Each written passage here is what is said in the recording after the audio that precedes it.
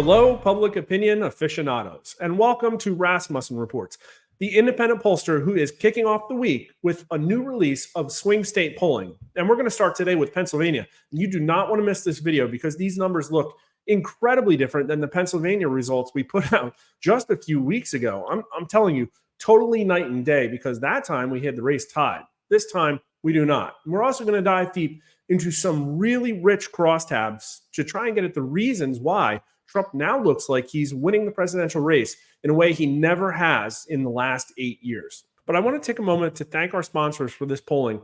American Thinker, a legendary conservative blog with content going all the way back to, I think, 2003, just about the same time that we were founded, and a lot of really good articles here. So if you would take a moment to go to their site, follow them on Twitter, and subscribe to their mailing list, us and them would really appreciate it.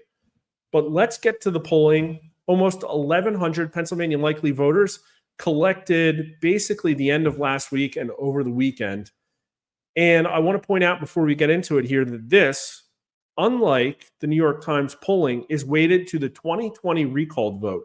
That means besides just waiting for party and all the other demographics, we forced these people into a Biden +1 electorate based on who they say they voted for in 2020. That's an incredible sandbag, in my opinion, for Trump, because even when we wait for party, Trump supporters overflow our polls.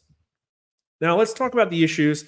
This is the same question we asked 4 weeks ago, and the economy is still the number one issue in Pennsylvania, 33%, followed by border security for a combined total of 54% of voters in PA who are concerned about basically the top two MAGA issues. Only 17% of this sample cares about abortion. That's smaller than we saw before.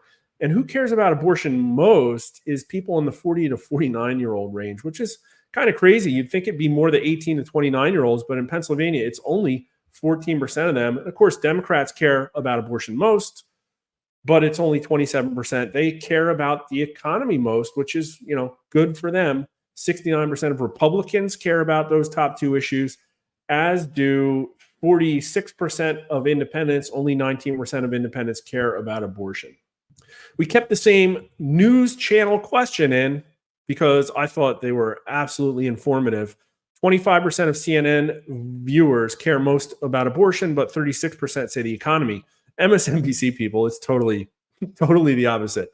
32% say abortion, only 18% say the economy. That is because this is likely, and we did take a look. It's white, upper class, older, liberal Americans. That's who watches MSNBC. The Fox News people say border security and the economy by a stunning 69%. Newsmax, it's like 80% there. Which issue is most important for the next president to solve? Abortion, illegal immigration, rising prices, or protecting democracy? Illegal immigration wins, followed by rising prices, 58%. But among Democrats, it's 37% protecting democracy, 27% abortion, 63% combined total. Here's a new question, and you guys can take a look at the crosstabs yourself. Download them from our site at rasmussenreports.com. It is not behind a paywall. Again, thank you to American Thinker, but this is an experimental question because everybody says there's so many single-issue abortion voters. But when you think about this election, will your choice for president be determined by one single issue, a few important issues, or by many issues? And only 5% of Pennsylvania voters say one issue. Most of them say many issues, and almost all of them say a few or many issues.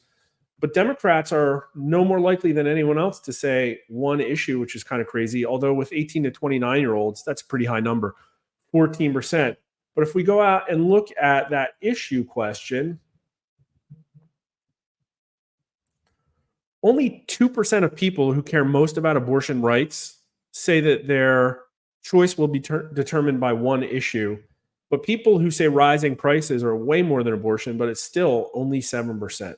Atheists also have a pretty 14%. I don't really know what this says on the whole. Maybe we won't continue to include that question. Probably it's a measure of how much self-deception there is. But when you think about this election, will your choice for president be made because you strongly support one candidate or because you want to keep the other candidate from winning? And I thought this was a crazy number. I was expecting totally different result, but 78% say it's because they support one candidate. And the people who say keep one candidate from winning most are independents, but it's only 29% of them. 63% say they're voting because they support one candidate. But let's look at some of the other places here. People with graduate degrees are way more likely than anyone else to say it's to keep one candidate from winning. Only 64% of them say they support one candidate. Same kind of signal with incomes over 200K.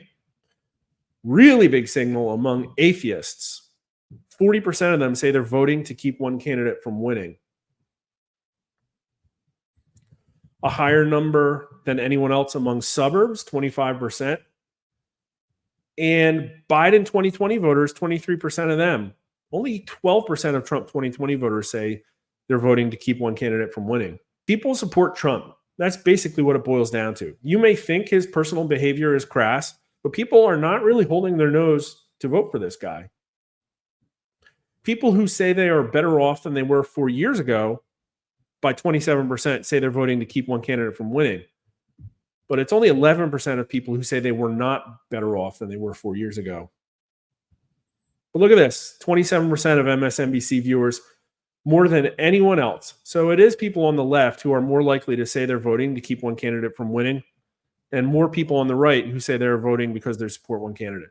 When you think about the next president and how they will govern the country, which is closer to your opinion, that things should return to business as usual in Washington, D.C., or that Washington, D.C. is in need of a major change. Now, we've already established that Trump, more than Harris at a national level, is the candidate that people say represents change in this election.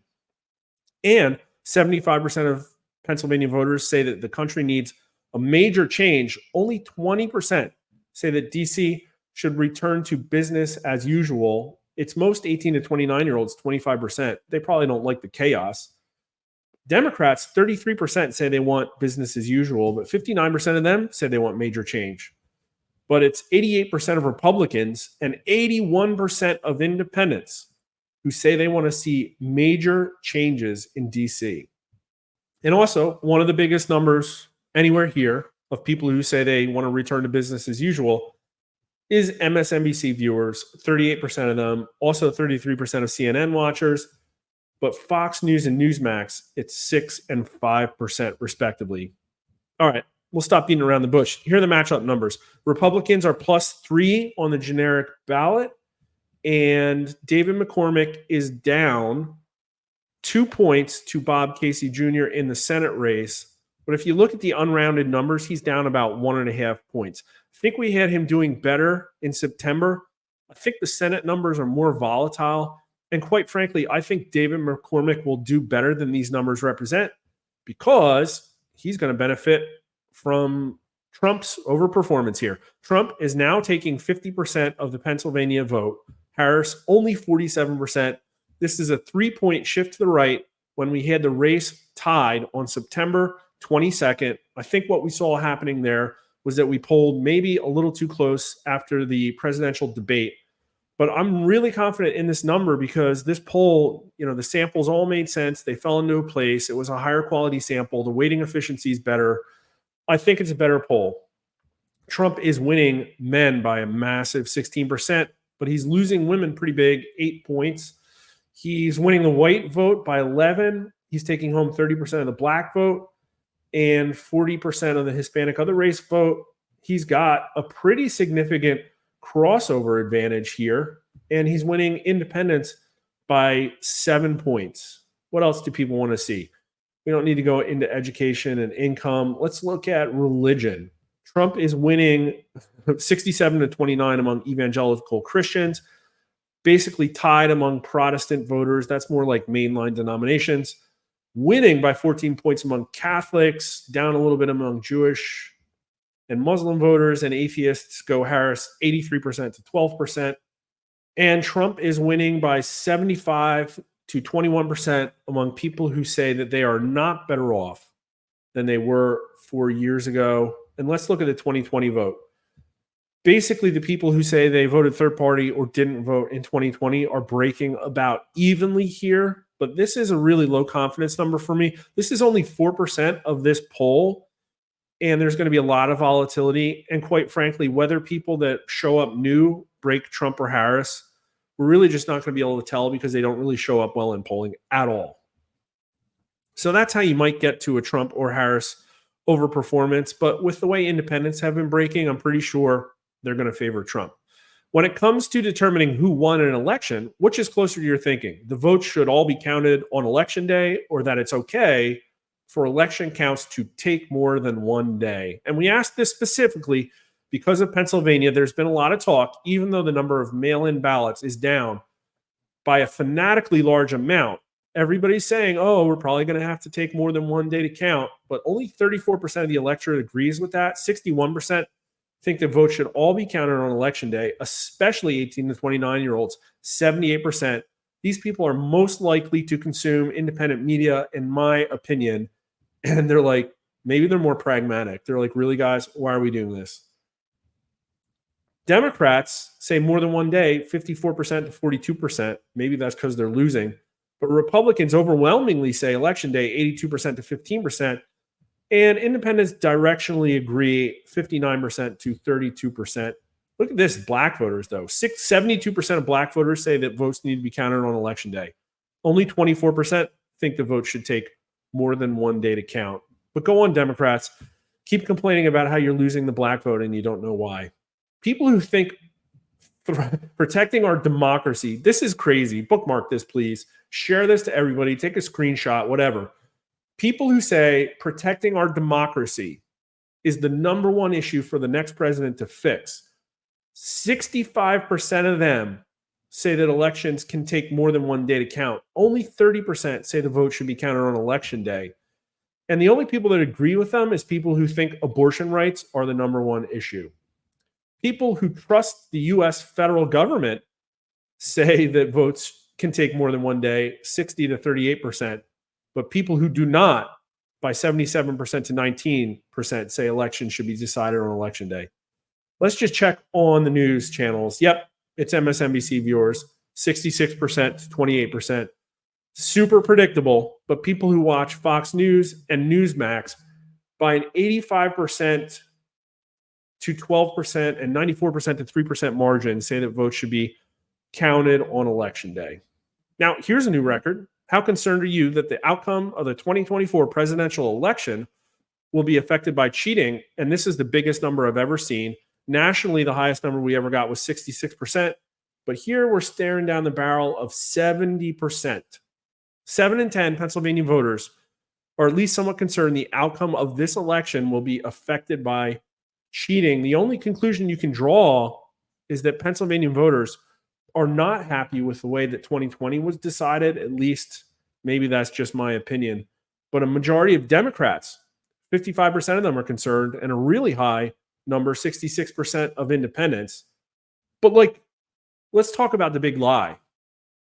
Even Republicans came out and said that 2020 was the most safe and secure election in history, or whatever the heck they said. But 86% of Pennsylvania Republicans are concerned that the outcome of this election will be affected by cheating. I wonder why that is. Now, we can skip the favorability numbers, but I do want to say that we're starting to see cracks in Tim Walz's favorability here. The combined total is only 46% for him, but J.D. Vance is now 49%. That's likely because of the most recent debate. And we showed that 60% of Pennsylvania voters watched at least most of the debate. And by a 43% to 31% margin, Pennsylvania voters think J.D. Vance beat Tim Walz.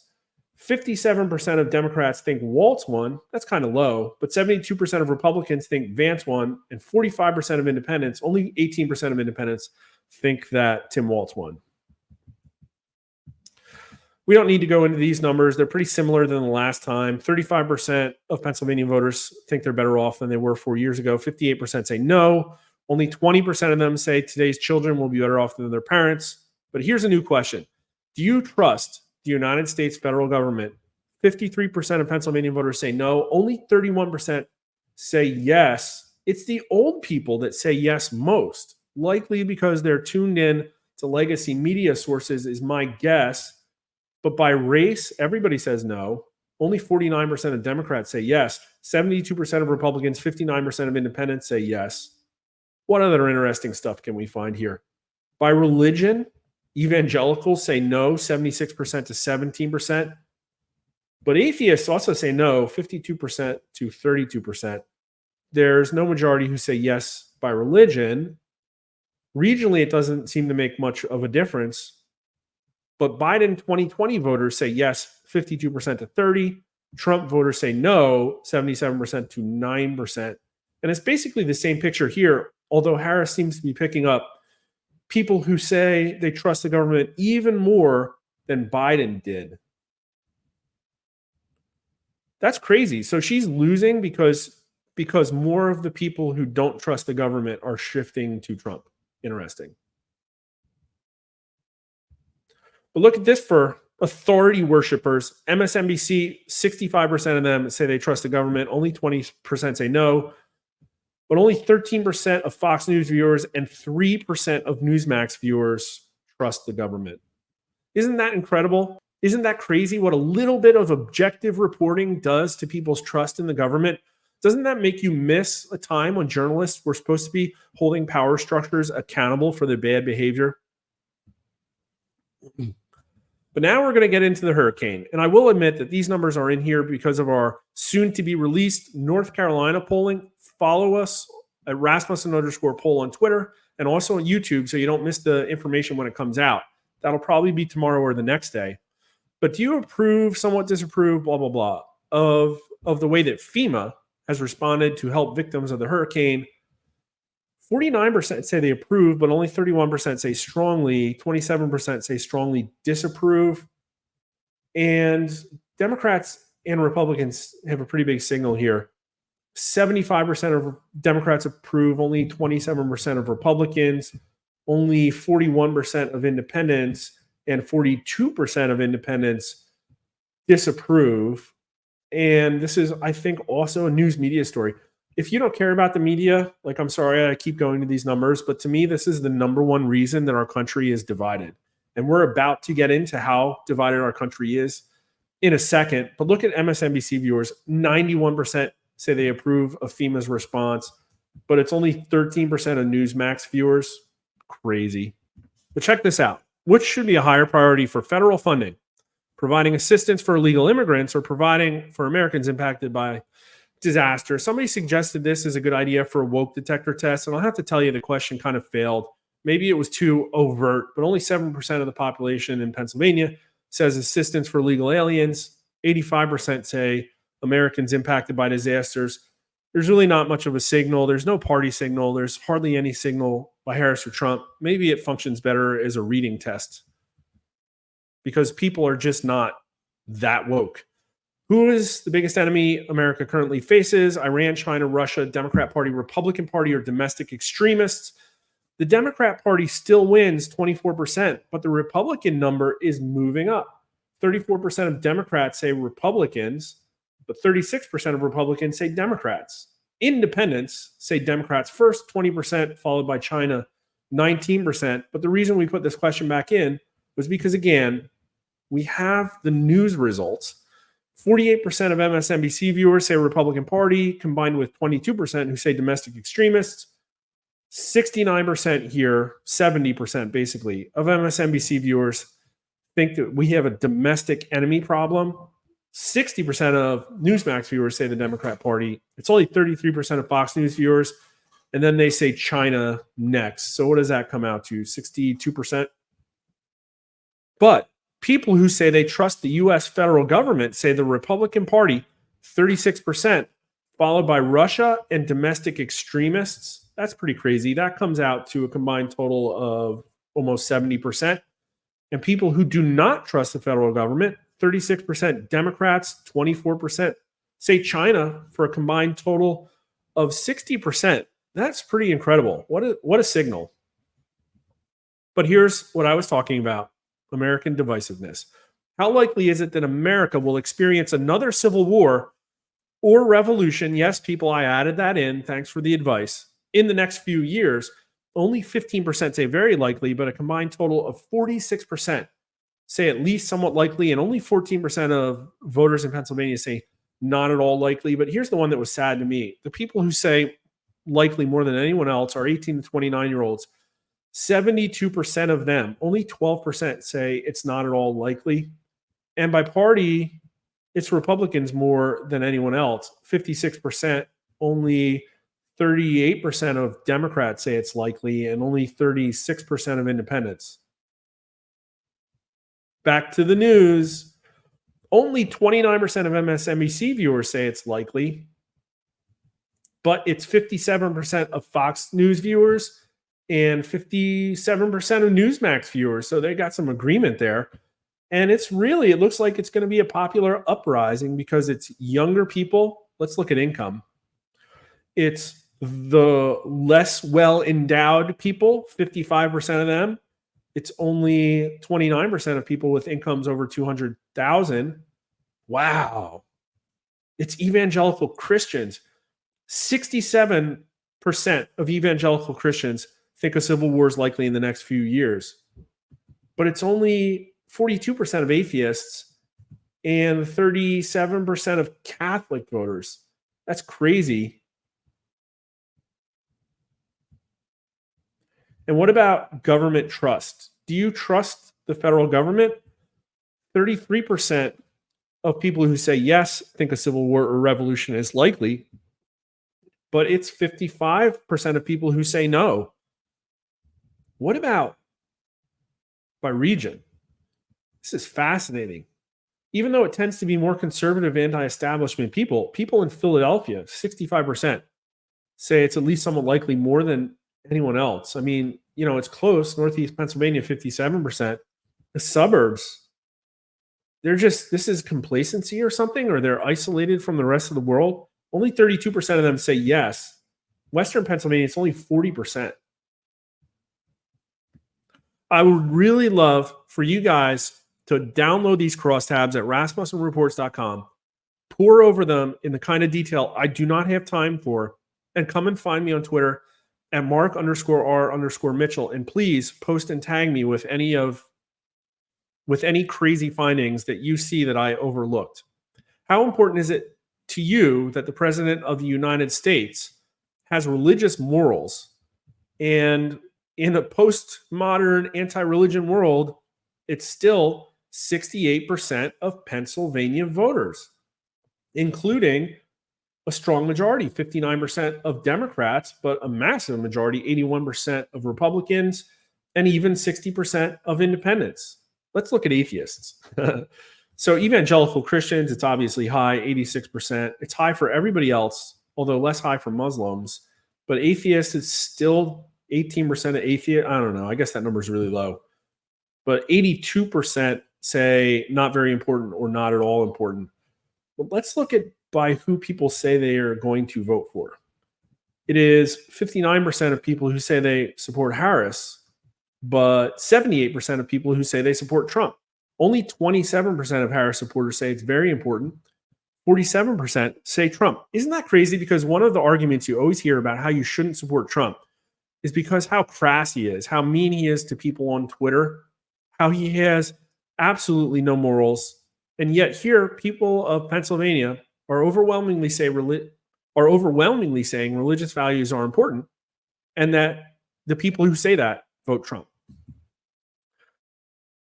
Which candidate is most competent? Trump wins over Harris, 51-46, wider than the 3 points that Trump wins by. And he has a pretty massive crossover advantage here and wins by 8 points among independents. Competency is important for sure.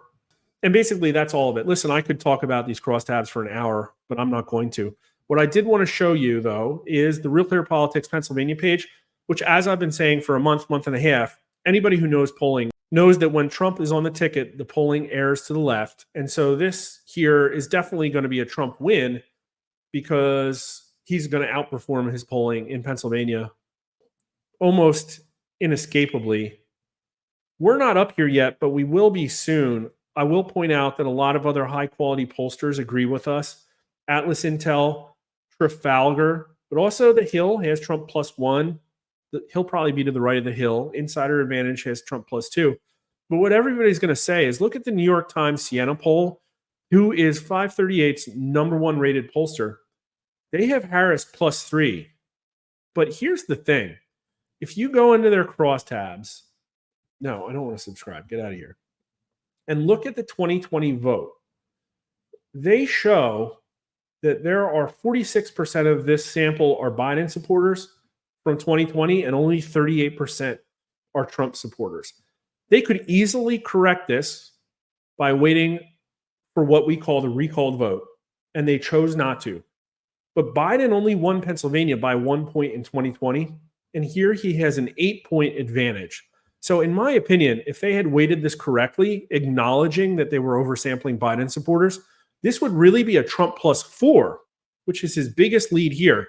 And my suspicion is the New York Times did not want to be guilty of putting out a headline showing that Harris is losing by more than anybody else in Pennsylvania. I feel bad for their pollster because if we're all right and Trump wins Pennsylvania, they had the right answer. They just weren't allowed to put it out. And that is absolutely going to hurt their accuracy. Thanks for everybody who hung in there till now. I have a hunch that the swing state polling that we're putting out over the next 2 days are going to show similar good news for Donald Trump. You're definitely not going to want to miss the North Carolina one, because I think people need to get as much information out about North Carolina now as possible, because it would be really unfortunate for Donald Trump to win in Pennsylvania only for the country to watch a dragged out and deadlocked slow motion train wreck as we all sit around and wait for 2 months as people count delayed mail-in ballots from Western North Carolina. Whether Trump or Harris ultimately win, it would not be good for the country. Don't forget, 46% of Pennsylvania voters now think a civil war is likely in the next few years. And I just have a hunch that the numbers in North Carolina are going to be higher. I hope you learned something. Share this video if you did. Follow us on Twitter at Rasmussen_poll or Mark_R_Mitchell. Make sure you like the video and subscribe on YouTube as well, or you could go to Rumble. And thanks for watching.